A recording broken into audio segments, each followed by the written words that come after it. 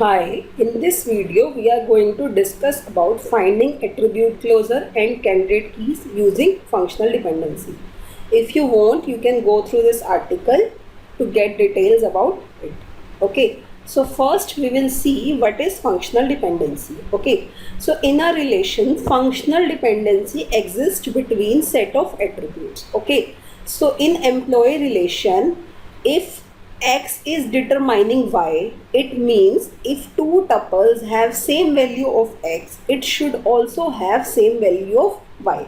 For example, if we see if two employee have same E city, then they also have same E state. So that means E city is determining E state.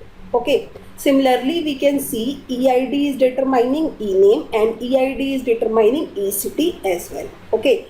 But if we see E name determines EID, it is not true because row number 1 and 3 they both have same E name but EID is different, so it is not a FD.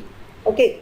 Next we will see trivial versus non-trivial functional dependency. Okay. So trivial functional dependency is which will always hold in a relation. If left hand side is the superset of right hand side, then this functional dependency will be known as trivial functional dependency. For example, EID ename is determining EID. Okay, as if we know the value of EID ename, we can determine the value of EID. So trivial functional dependencies are always true in a relation. If a functional dependency is not trivial, then it is known as non-trivial functional dependency. So non-trivial functional dependency may or may not hold in a relation. For example, EID is determining ename. It is a functional dependency in this employee relation. Next, we will see properties of functional dependency. So there are several properties of functional dependency which are also known as Armstrong axiom. So first property is reflexivity. Okay. So reflexivity, what does it say? If left hand side is a superset of right hand side, then this functional dependency is called as reflexivity. Okay. So as we have seen previously, if we know the value of EID ename, we can determine EID. So left hand side is a superset. So this is known as reflexivity. Next is augmentation. Augmentation, what does it say? If X is functionally determining Y, then XZ will determine YZ. Okay. So if EID is determining ename, then EID ECT will determine ename ECT. So we can add any number of attribute on left hand side and right hand side. Okay. Next is transitivity. If X is determining Y and Y is determining Z, then X will also determine Z. As EID is determining ECT and ECT is determining E state, then EID will determine E state as well. So this is transitivity rule. Next is attribute closure. Attribute closure is set of attribute which can be determined from a attribute. So if A is a attribute, and if we want to find out the attribute closure of A, it will be set of attribute which can be determined on A. Okay, so it can be represented as A plus. So how we can find the attribute closure of an attribute? So first add the attribute in the set. For example, if I want to find out the attribute closure of EID, I will add EID in the set because an attribute can determine itself. Next, we will see what other attribute it can determine. So EID can determine ename, so ename will be added. EID can determine ECT, ECT will be added. EID can determine EState, EState will be added. Next, if we want to find out the attribute closure of ename, ename can determine ename because it is same attribute. So there are no other attribute which are dependent on ename. So ename closure will be ename only. Next is ECT. ECT can determine ECT and ECT can determine EState because of this functional dependency. So ECT closure will be ECT EState. Okay. Next we will see what are candidate keys and super key. So candidate key is minimal set of attribute which can be used to identify a tuple uniquely. Okay, so as we seen in the previous example, EID is a candidate key because it can determine a tuple uniquely. That means if we know the value of EID, we can determine all other attribute in the relation. Next comes super key.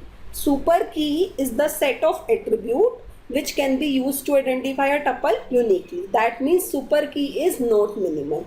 So if EID is a candidate key, if we add any attribute to EID, okay, then it will be a super key. So EID is a super key. EID ename, EID ECT, EID estate and EID ename estate, these all will be super key. So as we can see, EID is a super key as well as candidate key. A candidate key is always a super key, but vice versa are not true. Next, how we can find candidate keys and super keys using FD set. Okay, so as we have seen previously, that set of attribute whose attribute closure is set of all attributes of a relation is super key. Okay, so the set of attribute, if we find the closure, it is equal to all attribute of a relation, then it will be super key. And if this set is minimal, then it will be known as candidate key. Okay, so suppose for the employee relation, this is the FD set. Okay, so if we find the attribute closure of EID, it will be EID. EID can determine ename, EID can determine ECT and EID can determine estate. EID ename attribute closure will be EID ename ECT estate. So as we can see that all these attribute set closure equal to set of all attributes. So all these will be super key, but only EID is minimal. So EID will be candidate key. Next we will see one gate question. So we have a relation schema R. Okay, it has 10 attribute and set of functional dependencies are given, and we have to find the key for R. Okay, so to find the key for R, we will find the attribute closure of all these set, and if this attribute closure equal to set of all attribute of a relation and this is minimal as well, then it will be candidate key. So if we find the attribute closure of EF, E will be added, F will be added, EF can determine G, so G will be added, and F can determine IJ, so IJ will be added. EF H closure will be EFH. Okay, EF can determine G, F can determine IJ and EH can determine KL, K can determine M and L can determine N. So EF, H, K, L closure will be also be set of all attribute and E closure will be E. So as we can see, B and C both attribute closure is equal to set of all attribute, but EFH is minimal, so the candidate key will be EFH. So this is the link which you can refer for this article. Thank you.